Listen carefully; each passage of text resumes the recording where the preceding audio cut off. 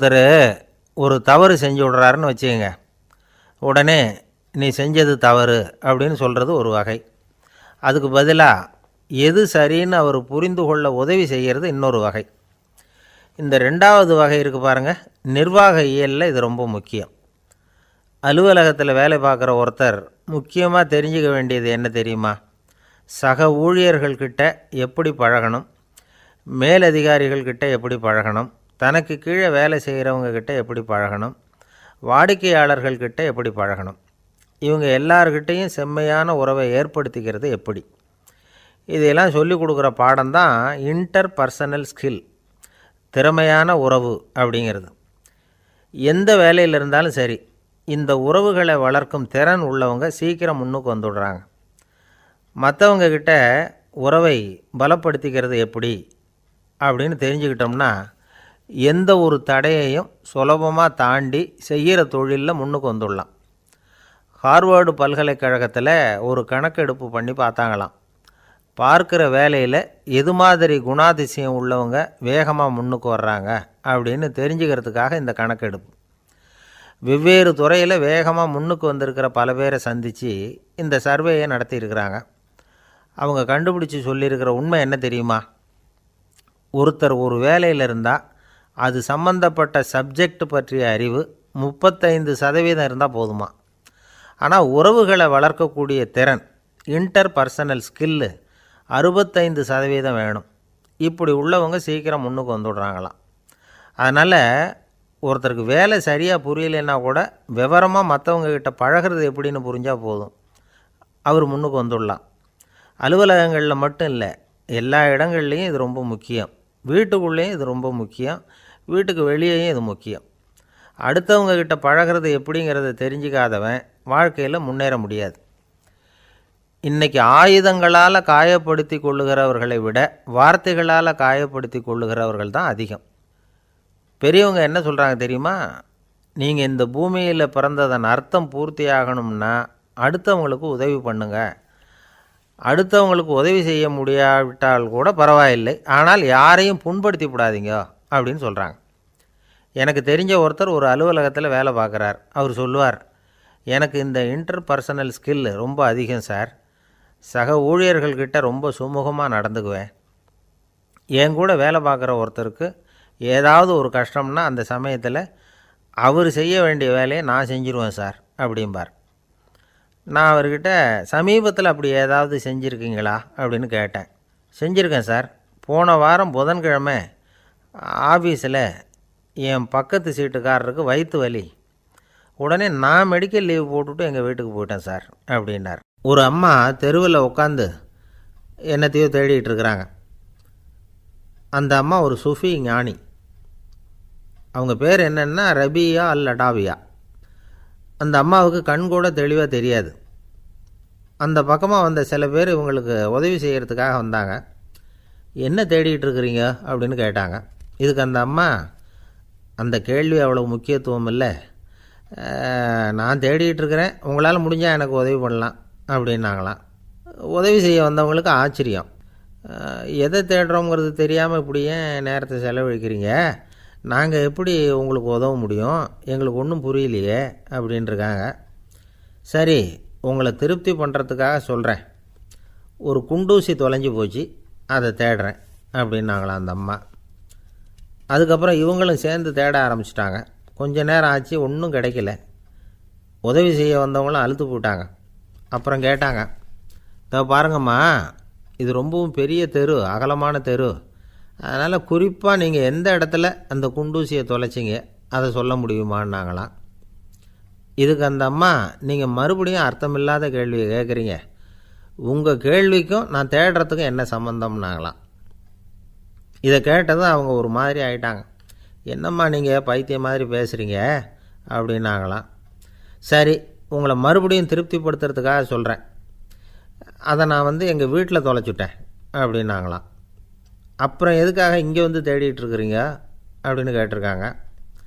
ஏன்னா இங்கே தான் வெளிச்சம் அதிகமாக இருக்குது, அங்கே வீட்டுக்குள்ளே இருட்டாக இருக்குது, அதனால் இங்கே தேடுறேன், வெளிச்சம் உள்ள இடத்துல தானே தேட முடியும் அப்படின்னாங்களாம் அந்த ஞானி. இந்த கதைக்கு என்ன அர்த்தங்கிறத பெரியவங்க சொல்கிறாங்க. அதாவது இந்த தேடுதல்ங்கிறது ஒரு வியாதி. அது நம்ம சதா அலைய வைக்கும். பைத்தியமாக மாற்றுறதுக்கு முயற்சி பண்ணோம். ஒரு காலம் அது நிறைவு அடையவே அடையாது.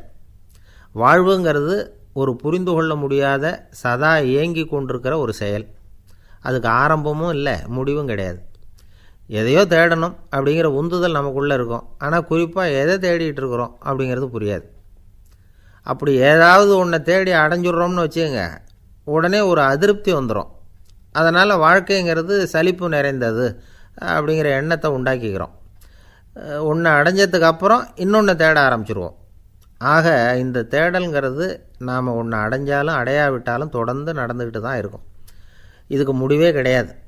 இந்த உண்மையை நாம் நல்லா புரிஞ்சுக்கணும் அப்படிங்கிறது பெரியவங்களுடைய கருத்து.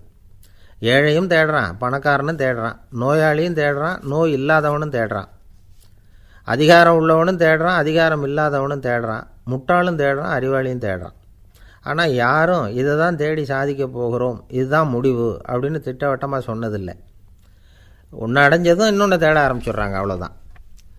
அதாவது உங்களின் தேடுபவர் உங்கள் உள்ளேதான் இருக்கிறார், அவரை தேடி கண்டுபிடியுங்கள். இதுதான் ஞானிகள் நமக்கு சொல்லுகிற ஒரு ஆலோசனை.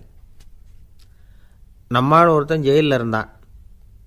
இன்னொரு கைதி அவனை பார்த்து கேட்டான், ஏன்பா உன்னை பார்க்குறதுக்கு வெளியிலேருந்து யாருமே இங்கே வர்றது இல்லையே, உனக்கு சொந்தக்காரங்களே கிடையாதா அப்படின்னு கேட்டானா. ஏன் இல்லை, எனக்கு சொந்தக்காரங்க நிறைய பேர் உண்டு, அவங்க என்னை பார்க்க வராததுக்கு காரணம் வேற அப்படின்ட்டுருக்கான் இவன். என்ன காரணம்னு கேட்டான் அவன். அதுக்கு இவன் சொன்னானா, அதுக்கு என்ன காரணம்னா அவங்க எல்லாரும் இங்கே உள்ளேயே இருக்கிறாங்க அப்படின்னானா. ஒரு சீன தேசத்து அரசர் இருந்தார். அவருக்கு வயசாயிட்டுது. அவருக்கு அடுத்தபடியாக அவருடைய புள்ள பட்டத்துக்கு வரணும், ஆட்சி பொறுப்பை ஏற்றுக்கணும். ஒரு நல்ல தலைவனுக்கு இருக்க வேண்டிய பண்புகள்லாம் தன்னுடைய மகனுக்கு இருக்கணும்னு விரும்பினார் அந்த அரசர். அதனால் இளவரசனை பக்கத்தில் இருந்த ஒரு குரு கிட்ட அனுப்புனார். இளவரசன் அவர்கிட்ட போய் சேர்ந்தான்.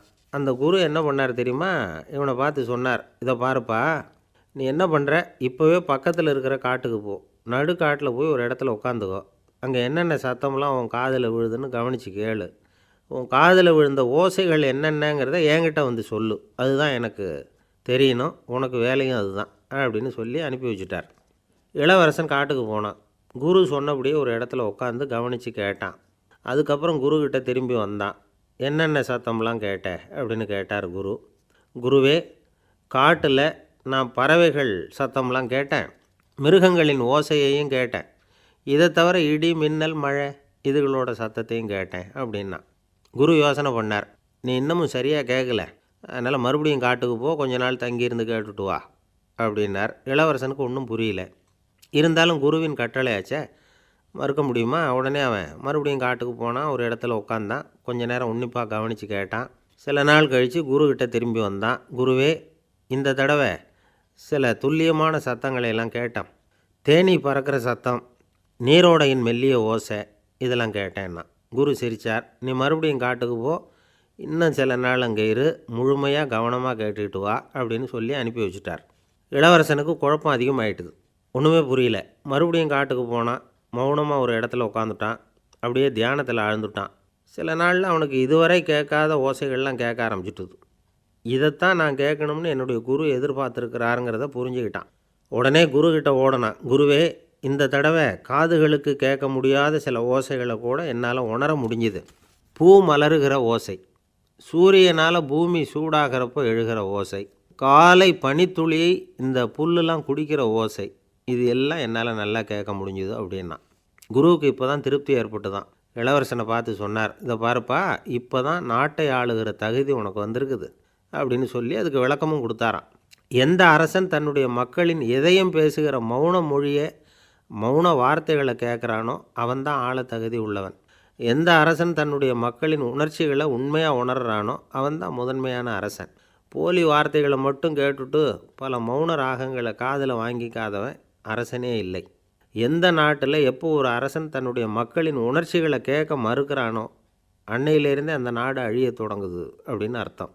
இதுதான் அந்த குரு இளவரசனுக்கு போதித்தது. வாயால் பேசுகிறத மட்டும் கேட்டு ஏமாறக்கூடாது, உணர்ச்சிகளையும் கேட்குறதுல தான் மனப்பக்குவம் உண்டாகும். மக்கள் உணர்ச்சிகளை புரிந்து கொள்ளாத அரசர்கள் நீடிச்சிருக்க முடியாது. அது மாதிரி நாடுகளில் அடிக்கடி குழப்பம் தான் உண்டாகும். அப்படி இருந்தால் அடிக்கடி ஆட்சி மாறிக்கிட்டு இருக்கும். அப்படிப்பட்ட ஒரு தேசம். அங்கே ஒரு சிறைச்சாலையில் 3 கைதிகள் பேசிக்கிட்டு இருந்தாங்க. ஒருத்தன் சொன்னான், நான் இந்த நாட்டு ராஜாவை எதிர்த்து பேசிக்கிட்டு இருந்தேன், அதனால் என்னை பிடிச்சி கொண்டாந்து இங்கே போட்டுவிட்டாங்க அப்படின்னா ஒருத்தன். இன்னொருத்தன் சொன்னான், நான் இந்த நாட்டு ராஜாவை ஆதரித்து பேசிக்கிட்டு இருந்தேன், அதனால் என்னை பிடிச்சி கொண்டாந்து இங்கே தள்ளிவிட்டாங்க அப்படின்னா. அது சரி, நீ என்ன தப்பு பண்ண அப்படின்னு சொல்லி 3வது ஆளை பார்த்து இவங்க கேட்டாங்க. அதுக்கு அந்த ஆள் சொல்கிறான், நான் தான் இந்த நாட்டு ராஜா அப்படின்னானான். ஒரு ஆசாமி வேகமாக ஓடிக்கிட்டு இருந்தான். ஏன் இப்படி ஓடுறேன்னு கேட்டார் இன்னொருத்தர். அங்கே ஒரு ஆள் அடிபட்டு கிடக்கிறான், அதை பார்த்தேன், உடனே ஓடுறேன்னா. எங்கேன்னு கேட்டார். ஆஸ்பத்திரிக்குன்னா. ஒரு ஆள் அடிபட்டு கிடக்கிறத பார்த்தா உடனடியாக நாம் செய்ய வேண்டியது முதல் உதவி, அதுக்கப்புறம் தான் ஆஸ்பத்திரி. இன்றைக்கி விபத்துங்கிறது சர்வசாதாரணமாக நடந்துக்கிட்டு இருக்குது. வாகன விபத்து, வெடிகுண்டு விபத்து, தீ விபத்து, கட்டடம் சரியறது, பூகம்பம், இப்படி நிறைய நடக்குது. ஒரு விபத்தை பார்த்துட்டா நம்மளில் பல பேர் நமக்கு என்னத்துக்கு வம்புன்னு ஒதுங்கி போயிடுறதும் உண்டு. சில பேர் துணிஞ்சு கிட்ட போய் உதவி செய்கிறதும் உண்டு. அப்படி உதவி செய்ய நினைக்கிறவங்களுக்கு உபயோகப்படுற தகவல் இது. விபத்தில் காயமடைஞ்சவங்களை 3 பிரிவாக பிரிக்கலாமா. முதல் வகை கொஞ்சம் சீரியஸானது, உயிருக்கு உடனே ஆபத்து தரக்கூடியது. மூளை காயம், முகம், கழுத்து காயங்கள், இருதயம், நுரையீரல் காயங்கள், வயத்தில் உள்ளுறுப்பு காயங்கள், அதிகப்படியான இரத்தப்போக்கு, இதனால எல்லாம் பாதிக்கப்பட்டிருந்தால் அது முதல் வகை அப்படின்னு நாமளே மனசுக்குள்ளே முடிவு பண்ணிக்கணும். இவங்களுக்கெல்லாம் உடனடியாக முதல் உதவி கொடுக்கணும். தாமதப்படுத்தாமல் ஆஸ்பத்திரிக்கு கொண்டுகிட்டு போயிடணும். இப்படி கொஞ்சம் எச்சரிக்கையாக நடந்துக்கிட்டால் அவங்களில் பல பேரை காப்பாற்றி போடலாம்.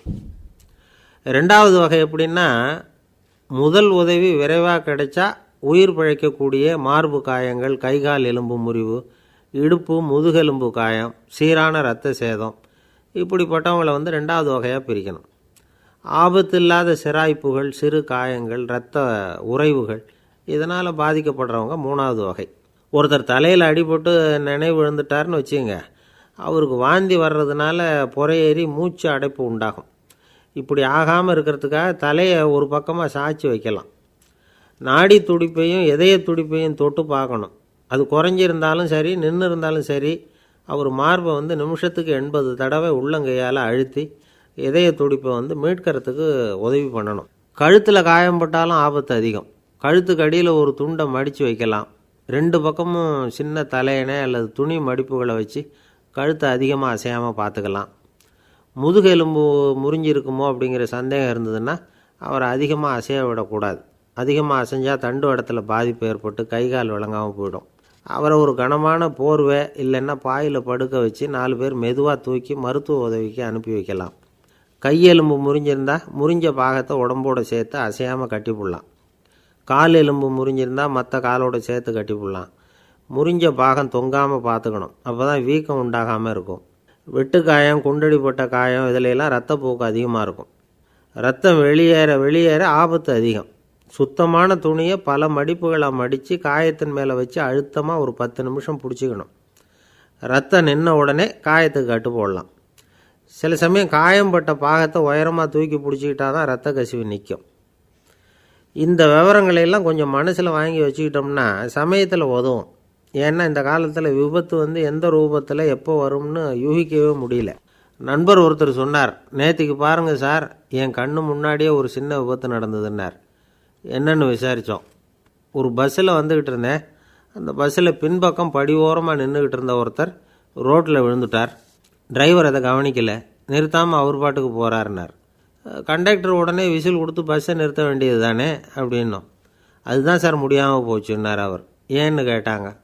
தவறி கீழே விழுந்ததே அந்த கண்டக்டர் தான் சார் அப்படிங்கிறார். ஒரு நண்பர், அவர்கிட்ட பேசிக்கிட்டு இருந்தேன். மனித உறவுகள் பற்றி அவர் சொல்லிகிட்டு இருந்தார்.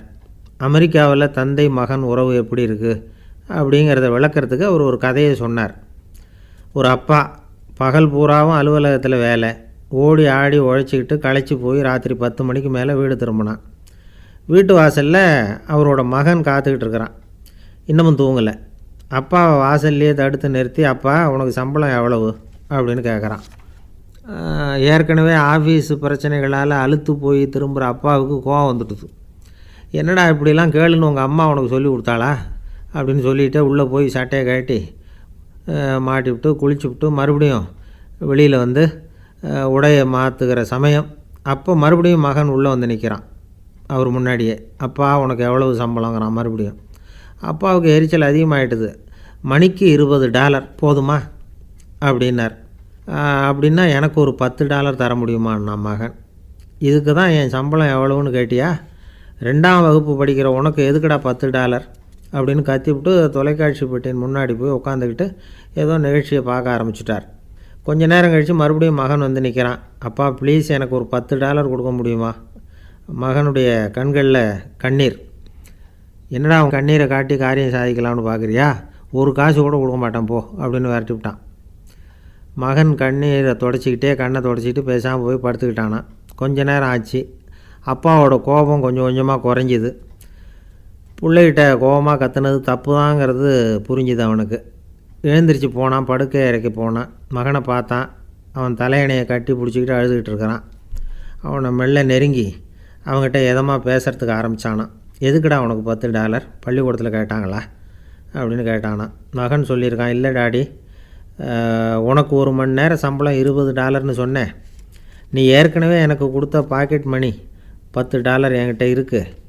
இப்போ நீ இன்னொரு $10 கொடுத்தீங்கன்னா அதையும் சேர்த்து $20 ஆகிடும். அந்த $20 நான் உனக்கு கொடுத்துருவேன். அப்படி கொடுத்தா நீ என் கூட 1 மணி நேரம் செலவழிப்ப இல்லையா? அதுக்காக தான் $10 கேட்டேன் அப்படின்னு சொன்னானான். அந்த அப்பா கண்ணு கலங்கி போச்சான். ஆதரவோடு தன்னுடைய மகனை கட்டி பிடிச்சி அழ ஆரம்பிச்சிட்டாராம். இதுதான் நண்பர் சொன்ன கதை. அமெரிக்கா மட்டும் இல்லை, உலகம் பூராவும் இன்றைக்கி மனித உறவுகள் இப்படி தான் மாறிட்டுருக்கு. பெரியவர்கள் அறிவுரை என்ன தெரியுமா? உங்கள் குழந்தைகளிடமிருந்து குழந்தை பருவத்தை பிரித்து விடாதீர்கள் அப்படிங்கிறது தான். அதாவது இன்றைய குழந்தைகள் தங்கள் பிருந்தாவனத்தை இழந்து விடுகிறார்கள் அப்படிங்கிறது அவங்களுடைய கருத்து. இந்த நிலைக்கு நாம் காரணமாக இருந்துடக்கூடாது. குழந்தைகளோட விளையாடுவோம், குடும்பத்தோடு உறவாடுவோம் அப்படிங்கிறது தான் நம்முடைய நோக்கமாக இருக்கணும். இன்றைய உறவு முறைக்கு இன்னொரு உதாரணம் சொல்லுவாங்க. ஒருத்தர் வந்தாராம், அவர் பக்கத்தில் ஒரு சின்ன பையன். நாம் அவரை விசாரிக்கிறோம், யார் இந்த பையன் அப்படின்னா அவர் சொல்கிறார், இவன் எனக்கு தூரத்து உறவு அப்படின்னாராம். இந்த தூரத்து உறவுன்னா எப்படின்னு இருக்கான். இதுக்கு அவன் சொல்லியிருக்கிறான், இவன் எங்கள் அப்பாவுக்கு 8வது புள்ளை அப்படின்னானான். ஒரு ஊரில் ஒரு பெரிய ஞானி இருந்தார். அவர் படுக்கையில் இருந்தார். இன்னும் கொஞ்ச நேரம்தான் அவர் இந்த உலகத்தில் இருக்க போகிறார். அவரை சுற்றி ஏகப்பட்ட கூட்டம். ஏற்கனவே அவருடைய உபதேசங்களை கேட்டவங்க பல பேர் அவரை சுற்றி நிற்கிறாங்க. அந்த ஞானி மெதுவாக கண்ணை திறந்து பார்க்குறார். எல்லாரும் அவருடைய கடைசி வார்த்தையை கேட்கறதுக்காக அவளோட காத்துக்கிட்டு இருக்கிறாங்க. அந்த ஞானி மெதுவாக பேச ஆரம்பித்தார். நான் என்னுடைய வாழ்நாள் பூராவும் உங்களுக்கு நிறைய போதனைகள் சொல்லிக்கிட்டு இருக்கிறேன். பேரானந்தம், மகிழ்ச்சி, தியானத்தன்மை இதை பற்றியெல்லாம் சொல்லியிருக்கிறேன். இப்போ நான் வேறு ஒரு கரைக்கு போய்கிட்டுருக்கிறேன். நான் இனிமேல் இந்த கரையில் இருக்க மாட்டேன். நீங்கள் நான் சொன்னதையெல்லாம் கேட்டீங்க, ஆனால் எதையும் நீங்கள் நடைமுறைப்படுத்தி பார்க்கல. எல்லாம் கேட்டதோடு சரி, அதோடு விட்டுவிட்டீங்க. அப்புறம் அதை தள்ளி போட்டுக்கிட்டே வந்துட்டீங்க. மேலும் அதை தள்ளி போடுறதுல எந்த பிரயோஜனமும் கிடையாது. இப்போ நான் போய்கிட்டு இருக்கிறேன். உங்களில் யாராவது என்னோட வர்றதுக்கு தயாரா அப்படின்னு கேட்டார். அவ்வளவுதான். யாரும் வாயை திறக்கலை. ஒரே மௌனம், சத்தமே இல்லை. ஒருத்தர் பார்த்துக்கிட்டே நிற்கிறாங்க. அந்த கூட்டத்தில் ஒரு ஆள் அந்த ஞானி கூடவே 40 வருஷத்துக்கு மேலே இருந்திருக்கிறான். அவனும் வாயை திறக்காமல் இன்னொருத்தன் முகத்தை பார்த்துக்கிட்டே நிற்கிறான். இந்த சமயத்தில் பின்னாடி நின்றுக்கிட்டு இருந்த ஒருத்தன் கையை தூக்கினான். ஞானி அவனை பார்த்தார். சரி, ஒருத்தனுக்காவது நம்மோட வர்றதுக்கு தைரியம் இருக்குது அப்படின்னு நினச்சார். ஆனால் அந்த ஆள் என்ன சொன்னான் தெரியுமா? ஐயா, நீங்கள் கேட்குறப்போ நான் உடனே எழுந்திருக்கல, கையை மட்டும்தான் தூக்கினேன். என்ன காரணம்னா, நான் எப்படி அடுத்த கரைக்கு சேர்றதுங்கிறத தெரிஞ்சுக்கிறதுக்காக தான். அந்த விவரத்தை மட்டும் இப்போ உங்ககிட்டேருந்து நான் தெரிஞ்சுக்க ஆசைப்பட்றேன். ஏன்னா இப்போ நான் உங்கள் கூட வர்றதுக்கு தயாராக இல்லை. எவ்வளவோ காரியங்களை நான் இன்னும் இங்கே முடிக்க வேண்டி இருக்குது. வீட்டுக்கு ஒரு விருந்தினர் வந்திருக்கிறார். என்னுடைய இளைய மகனுக்கு கல்யாணம் பண்ணி வைக்கணும். அதனால் இன்றைக்கி உங்கள் கூட வர முடியாது. அது மட்டும் இல்லை, இப்போ உங்கள் கூட அடுத்த கரைக்கு வந்தால் திரும்பி வர முடியாதுன்னு வேறு சொல்கிறீங்க. அதனால் இப்போ நான் வரல. இன்னொரு நாள் நிச்சயமாக நான் வர்றேங்க, உங்களை சந்திக்கிறேன்.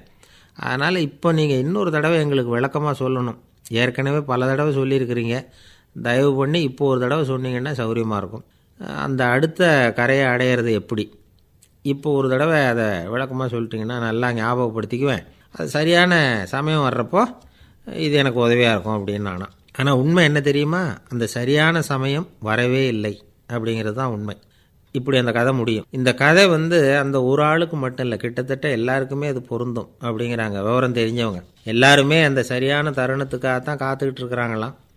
அதுக்காக ஜோசியம் பார்க்குறாங்க, கைரேகை பார்க்குறாங்க, நாளைக்கு என்ன நடக்குங்கிற ஆவலில் எல்லோரும் காத்துக்கிட்டு இருக்கிறாங்க. ஆனால் அந்த ஒரு நாள் ஒருபோதும் வரப்போகிறதில்ல. நீங்கள் தள்ளி போடுறதுக்காக பல அர்த்தமில்லாத காரணங்களை தேடுறீங்க அப்படிங்கிறார் ஒரு ஞானி. காத்திருக்கிறதுலேயே நம்ம காலம் ஓடி போயிடுது. ஏன்னா இன்றைக்கி நாம் சிந்திக்கிறது நாளைக்கு நாம் சிந்திக்கிறது இல்லை. ஒவ்வொரு நாளும் ஒவ்வொரு மாதிரி போயிடுது. நாளைக்கு மறுநாளை பற்றியே சிந்திக்கிறோம். இப்படியே அது பாட்டுக்கு போயிடும். கரையை தொட்டு பார்க்குறது எப்போ? இதுதான் கேள்வி. நமக்கு வேண்டியப்பட்ட ஒருத்தர் ஒரு ரயில்வே பிளாட்ஃபாரத்தில் நின்றுட்டு இருக்கிறார். அங்கே இருக்கிறவங்ககிட்ட கேட்குறாராம், விசாரிக்கிறார். ஏங்க கிழக்க போகிற ரயில் போயிட்டுதுங்களான்னாராம். போயிட்டுதுன்னு இருக்கிறாங்க. கொஞ்ச நேரம் கழித்து ஏங்க மேற்க போகிற ரயில் போயிட்டுதுங்களான்னு கேட்டிருக்காரு. போயிட்டுதுங்களான்ருக்காங்க. அப்புறம் கொஞ்சம் நேரம் கழித்து மறுபடியும் ஏங்க 10:30 மணி வண்டி போயிட்டுதான்னு கேட்டிருக்கார். தொடர்ந்து காலையிலேருந்து சாயந்தரம் வரைக்கும் இப்படி ஒரே இடத்துல நின்றுட்டு கேட்டுக்கிட்டே இருக்கிறார். இதை பார்த்துக்கிட்டு இருந்த ஒருத்தர் அவர்கிட்ட வந்து, ஏங்க நீங்கள் எங்கே போகணும் அப்படின்னு கேட்டாராம். இவர் மெதுவாக சொன்னாராம், இந்த ரயில்வே லைனை தாண்டி அந்த பக்கம் போகணும் அப்படின்னாராம். நம்பிக்கை இல்லைன்னா இந்த உலகத்தில் நாம் நடமாடவே முடியாது. அவநம்பிக்கையோடு இருந்துக்கிட்டு இருந்தால் என்றைக்கும் அவஸ்தை தான். நாம் நம்புறது நடக்குதோ இல்லையோ அது வேறு விஷயம். ஆனால் எதையும் நம்பி தான் நாம் அடி வைக்க வேண்டியிருக்கு. வேறு ஒன்றும் வேணாம். ஒரு லாட்ரி சீட்டு வாங்குகிறோம். அது எங்கே நமக்கு விழப்போகுது அப்படிங்கிற அவநம்பிக்கையோடவா வாங்குகிறோம்? பரிசு நமக்கு தான் அப்படிங்கிற நம்பிக்கை உள்ளூர இருக்கிறதுனால தான் அதை வாங்குகிறோம். இருந்தாலும் முடிவு வேறு மாதிரி ஆகிடுது. அதுக்காக மனசு சோர்ந்து போகிறதில்ல. அடுத்த மாதமும் சீட்டு வாங்குகிறோம். இந்த நம்பிக்கை தான் மனித வாழ்க்கைக்கு ஆதாரம். ஒரு கடையில் போய் டீ சாப்பிட்றீங்க. அந்த டீ நல்ல டீ தானா, அதில் விஷம் கலந்துருக்குமா அப்படிங்கிற சந்தேகம் வந்துட்டுதுன்னு வச்சுங்க. அதுக்கப்புறம் அதை எப்படி நீங்கள் சாப்பிட முடியும்? நம்பி தான் சாப்பிட்ணும். ரயில் ஒழுங்காக போய் சேருங்கிற நம்பிக்கை இருக்கிறதுனால தான் அதில் ஏறி உட்காடுறோம். லெட்டர் ஒழுங்காக போய் சேருங்கிற நம்பிக்கை இருக்கிறதுனால தான் பெட்டியில் போடுறோம். சரி, நம்ம கதையெல்லாம் நம்மளோட இருக்கட்டும். மனித நம்பிக்கை எந்த அளவுக்கு உறுதியாகவும் அறிவுபூர்வமாகவும் இருக்கணுங்கிறதுக்கு அலெக்சாண்டர் வாழ்க்கையில் நடந்த ஒரு சம்பவத்தை உதாரணமாக சொல்லலாம். இந்த உலகத்தையே ஜெயிக்கணும்னு புறப்பட்டார் அலெக்சாண்டர். ஒரு கட்டத்தில் அவர் சிட்னஸ் நதி கரைக்கு சேர்ந்தார். அந்த சமயத்தில் அவருக்கு கடுமையான நோய் வந்துட்டுது. அவர் கூடவே வந்திருந்த கிரேக்க வைத்தியர்கள் என்னென்னமோ முயற்சியெல்லாம் பண்ணி பார்த்தாங்க. இருந்தாலும் அலெக்சாண்டருக்கு வந்திருக்கிறது என்ன நோய்ங்கிறத அவங்களால கண்டுபிடிக்க முடியல. ஏன்னா அந்த பகுதியில் உள்ளவங்களுக்கு மட்டுமே அதிகமாக வரக்கூடிய ஒரு வினோதமான நோயாக இருந்தது அது. ஆனால் அவர் இருக்கிற இடம் எதிரியோட இடம், பாரசீக மன்னனோட ஆளுகைக்கு உட்பட்ட இடம். என்ன பண்ணுறது அப்படின்னு எல்லாரும் யோசனை பண்ணாங்க. பாரசீக மன்னனோட அரண்மனையில் இருக்கிற வைத்தியர் வந்தால் இந்த நோயை குணப்படுத்தி விடுவார் அப்படின்னு சொன்னாங்க. இருந்தாலும் எதிரியோட நாட்டில் இருக்கிற வைத்தியரை கூப்பிட்டு எப்படி நம்பி வைத்தியம் பார்க்க சொல்கிறது அப்படின்னு சொல்லி எல்லோரும் தயங்கினாங்க. ஆனால் அலெக்சாண்டர் தயங்கலை. பரவாயில்ல, அழைச்சிட்டு வாங்கன்னு விட்டார். உடனே அவரை போய் அழைச்சிட்டு வந்துட்டாங்க. அவர் வந்தார். அலெக்சாண்டர் உடம்பை பரிசோதனை பண்ணி பார்த்தார். சரி, இதை குணப்படுத்தி விடலாம், பயப்பட வேண்டியதில்லை. ஆனால் இதுக்கு ஒரு மூலிகை ரசம் தயார் பண்ணி கொடுக்கணும். நான் போய் அதை தயார் பண்ணிவிட்டு 2 நாளில் திரும்பி வந்துடுறேன் அப்படின்னு சொல்லிவிட்டு போனார் அந்த வைத்தியர். அதே மாதிரி 2 நாளில் திரும்பி வந்தார் மூலிகை ரசத்தோடு. இதுக்கு இடையில் அலெக்சாண்டரோட தளபதிகளில் ஒருத்தர் ரகசியமாக ஒரு எச்சரிக்கை கடிதம் கொடுத்து அனுப்பியிருக்கிறான். அதை வாங்கி என்ன விஷயம்னு பார்த்தார். இப்போ உங்ககிட்ட வந்திருக்கிற எதிரி நாட்டு வைத்தியரை நம்பாதீங்கோ, அவன் கொண்டுகிட்டு வந்திருக்கிற மூலிகை ரசத்தில் விஷம் கலந்துருக்குது அப்படின்னு அதில் எழுதியிருக்கு. அதை பார்த்தார் அலெக்சாண்டர். இருந்தாலும் கொஞ்சம் கூட அலட்டிக்கலை. வைத்தியர் கொடுத்த மருந்தை வாங்கி கடகடன்னு குடிச்சுட்டு அதுக்கப்புறம் அந்த கடிதத்தில் இருந்த விஷயத்தை அந்த வைத்தியர்கிட்ட சொன்னார். வைத்தியர் தகைச்சு போயிட்டார். தன் மேலே அலெக்சாண்டர் வச்சுருக்கிற நம்பிக்கையை பார்த்து அவருக்கு ரொம்ப வியப்பு. வைத்தியர் உண்மையிலேயே நல்ல மருந்து தான் கொண்டுகிட்டு கொடுத்துருக்கிறார். அதில் விஷம்லாம் எதுவும் கலக்கலை. அதுக்கப்புறம் அலெக்சாண்டர் அந்த வைத்தியரை பார்த்து சொன்னாராம், நம்பிக்கைங்கிற அச்சாணியை ஆதாரமாக வச்சுக்கிட்டு தான் இந்த உலகம் சுற்றிக்கிட்டு இருக்குது. எனக்கு எதிரியாக இருந்தாலும் பாரசீக மன்னர் ரொம்ப பெரியவர். அப்பேற்பட்ட மன்னருடைய அரண்மனை வைத்தியர் தொழில் நேர்மை இல்லாதவராக இருக்க மாட்டார். அப்படி இருந்தால் அவரை அரண்மனை வைத்தியராக வச்சிருக்கவே மாட்டாங்க அப்படின்னு நம்பினேன். என்னுடைய நம்பிக்கை வீண் போகலை அப்படின்னாராம். இதுதான் மானுட நம்பிக்கைங்கிறது. இந்த காலத்துலேயும் இது மாதிரி இந்த மானுட நம்பிக்கையை ரொம்பவும் சாமர்த்தியமாக கையாளுகிற கெட்டிக்காரங்க சில பேர் இருக்கிறாங்க. இந்த காலத்து குரு, அவருக்கு ஒரு சிஷ்யன். குரு முன்னாடி அந்த சிஷ்யன் ரொம்ப பணிவாக நின்று குருவே, உங்கள் கையால் விஷத்தை கொடுத்தாலும் அதை வாங்கி மடமடன்னு குடிச்சிருவேன் அப்படின்னா. உன்னுடைய குரு பக்தியை மெச்சினேன் அப்படின்னார் குரு. அதுக்கு அந்த சிஷ்யன், அப்படி இல்லை குருவே, உங்ககிட்ட சிஷ்யனாக இருக்கிறத விட உங்கள் கையால் விஷத்தை வாங்கி குடிச்சு விட்றது ரொம்ப நல்லது, அதனால தான் அப்படி சொன்னேன் அப்படின்னா. ஒரு தீக்குச்சி தீப்பெட்டியை பார்த்து கேட்டு தான், நாம் 2 பேரும் தானே உரசிக்கிறோம், ஆனால் நான் மட்டும் தீப்பிடிச்சி எரிஞ்சு போகிறேன், நீ அப்படியே இருக்கிறியே அப்படின்னு தான். அதுக்கு தீப்பெட்டி சொல்லியிருக்குது, உனக்கு தலையில் கணம் இருக்குது அதனால் அழிஞ்சு போகிற அப்படின்னு தான். எப்படி இருக்கு பாருங்கள் இந்த பதில். தலையில் கணம் உள்ளவங்க யாருமே சரியாக இருக்க முடியாது. எவ்வளவு பெரியவங்களாக இருந்தாலும் சரி, ரொம்ப கஷ்டம்தான் அது. கர்வங்கிறது கூடவே கூடாது. இதை விளக்கிறதுக்கு மகான் ஒருத்தர் ஒரு சம்பவத்தை சொல்கிறார். அர்ஜுனன் தீர்த்த யாத்திரை பண்ணானா.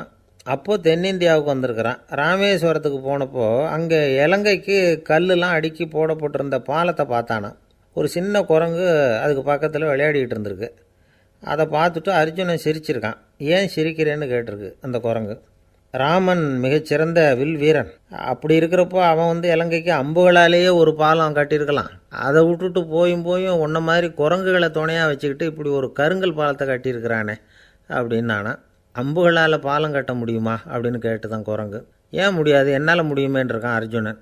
அம்பால் பாலம் கட்டலாம், இருந்தாலும் என்ன மாதிரி குரங்குகள் ஏறி நடந்தால் அது தாங்குமா? அதனால தான் ராமர் கருங்கல் பாலமே கட்டினார் அப்படின்றது குரங்கு சொல்லிச்சான். அப்படியே சொல்கிற, நான் வேணும்னா இப்போ அம்புகளாலேயே ஒரு பாலத்தை கட்டுறேன், நீ அது மேலே ஏறி நடந்து பார். பாலம் விழுந்துட்டுதுன்னா நான் தீ மூட்டி அதில் குதித்து உயிர் தியாகம் பண்ணிவிடுறேன் அப்படின்னு நான் ரொம்ப கோபமாக. உடனே அந்த சின்ன குரங்கு பெரிய உருவம் எடுத்துட்டு தான் கையில் கதையோடு அர்ஜுனன் முன்னாடி நிற்கிறான் அனுமன். பார்த்தா, என்னுடைய தலைவர் ராமரையா இழிவாக பேசுகிற, நீ இப்போ பாலம் கட்டு, நான் என்னுடைய பலத்தை காட்டுறேன் அப்படின்னா அனுமன். அர்ஜுனன் தன்னுடைய காண்டிபத்தை எடுக்கிறான், சரமாரியாக அம்புகளை விடுறான். அதெல்லாம் ஒன்றோட ஒன்று கோத்துக்கிட்டு அப்படியே பாலம் மாதிரி நிற்கிது. அர்ஜுனன் தலை நிமிர்ந்து நின்னான். அனுமன் உயர கிளம்பி அங்கேருந்து பாலத்தில் பொத்துன்னு இறங்கினான். பாலம் அப்படியே நொறுங்கி போச்சு தூள் தூளாக. என்ன அர்ஜுனா, இப்போ என்ன செய்ய போகிற அப்படின்னா ஏளனமாக. அர்ஜுனன் தலையை தொங்க போட்டுக்கிட்டான். சொன்னபடி தீ மூட்டி அதில் குதிக்கிறதுக்காக 3 தடவை சுற்றி வந்தான். அப்போது கிருஷ்ணர் அங்கே வந்தார். என்ன அர்ஜுனா, என்ன நடக்குது, என்ன இது அப்படின்னு ஒன்றும் தெரியாத மாதிரி கேட்டார். அர்ஜுனன் வாயை திறக்கிறதுக்கு முன்னாடி அனுமன் வாயை திறந்தான், நடந்ததை சொன்னான். அர்ஜுனன் சவால் விட்டபடி உயிர் திறந்தே ஆகணும்னா அனுமன். கிருஷ்ணர் யோசனை பண்ணார். நல்லது, இந்த சவால் விட்டதுக்கும் நடந்ததுக்கும் யார் சாட்சி? பெரியவர் ஒருத்தரை சாட்சியாக வச்சுக்கிட்டல்லவா நீங்கள் இந்த போட்டியை நடத்தியிருக்கணும் அப்படின்னார். அதனால் என்ன, இப்போ மறுபடியும் அந்த போட்டியை நடத்திவிட்டா போச்சு, என்னால் அந்த அம்பு பாலத்தை நொறுக்க முடியாதா அப்படின்னா அனுமன். சரி, இப்போ மறுபடியும் அது நடக்கட்டும்னார் கிருஷ்ணர்.